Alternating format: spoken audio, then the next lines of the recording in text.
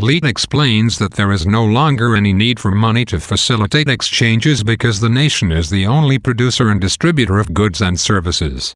Each year, the nation's wealth is divided evenly. Each citizen is issued a credit card for his share of the nation's wealth to purchase the goods and services he desires. Credit is not transferable, so there is no buying and selling between private citizens. The credit is more than enough to fulfill a citizen's needs, but there are provisions to manage the credit of those who spend recklessly. At the end of the year, any surplus credit returns to the nation. All citizens perform the same amount of labor, because the nation expects every citizen to do his best with his skills and abilities. Julian asks why the average citizen would work so hard if he is guaranteed to receive the same pay as anyone else. Leet is surprised that Julian seems to think that only fear of poverty and love of luxury can motivate men to do their best. He reminds Julian that honor is also a motivation, pointing out the heroic acts of military men as an example. Now, a citizen's labor for the nation is the only means to gain honor and distinction. Each worker is assigned a grade and a class within his grade in recognition of his skill and effort. At fixed intervals, every worker is re-evaluated. Workers of higher standing are given first choice as to which part of their chosen industry to work in.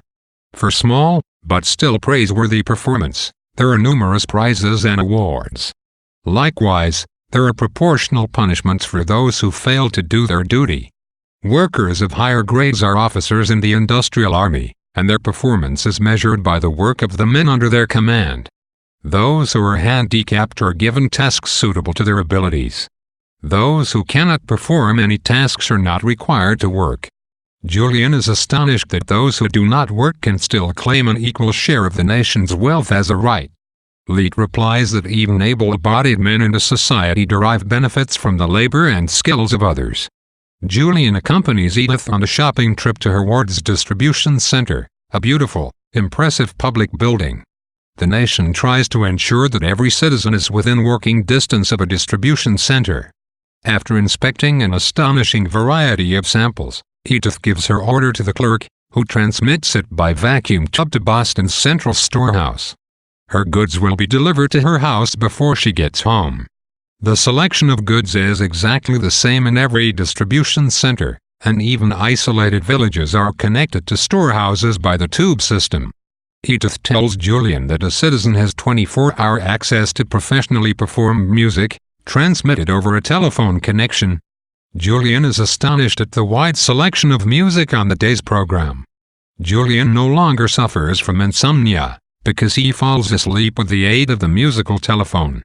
In the morning, Leet explains to Julian that many countries have converted to the same industrial system as the United States.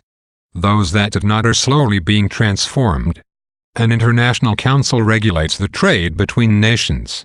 A country cannot charge more than it charges its own citizens for a good or service. International debts are averaged and settled every few years to prevent large trade imbalances from developing. Moreover, citizens are free to emigrate to other countries. Tourists trade their credit for cards of the country they visit. Afterwards, Edith shows Julian the family library, full of classics by the writers of Julian's day. Julian joins the Leets for dinner at a public kitchen. During the walk, a fierce storm overtakes Boston, but the pedestrians are protected by a large covering over the sidewalks, a public umbrella of sorts.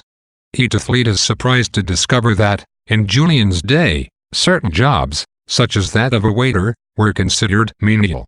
Now that everyone belongs to the same class, there are no such attitudes. The long discussions between Julian and Dr. Leet are a symbolic representation of the dialogue between Bellamy and his audience. Julian, as a product of the 19th century society, represents Bellamy's readers.